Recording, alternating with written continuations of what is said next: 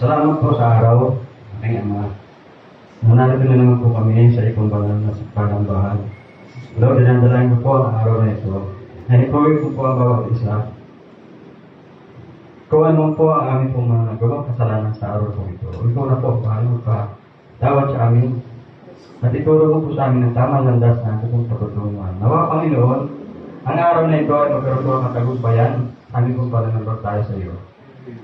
Kaya ikaw na po lahat, Lord, ang bibigay sa amin ng lahat ng mga biyaya at pagpapala na pinagkaroon sa amin. Layon mo po kami sa lahat po ng karamdaman, kasakitan mga sabi kong mga tawa, sa amin pong problema, sa amin pong pamilya. Lord, ganun din po, Panginoon, dinadalahin ko ang mga wala pa po rito. Lord, ipon mo po sila. Ipon po ang panyapak nila upang sila po yung mga ating dito. Dahil ang araw pong ito ay banal.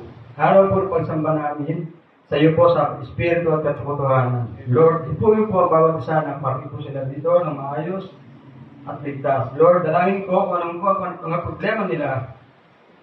Kaya ikaw na po ang bahala. Pinagkakatiwala po sa lahat ang mga problema po namin.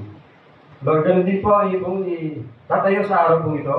Lord, bigyan mo po siya ng kataliliwanan at mula po sa iyo. Ilagay mo pa lang siya sa iyong likuran at lahat po ng mamutawi sa kanya pong mga labi. Tumingin mo po sa bawat isa sa amin at magpagpapala po sa bawat makakarinig. At iyo pong banal na salita.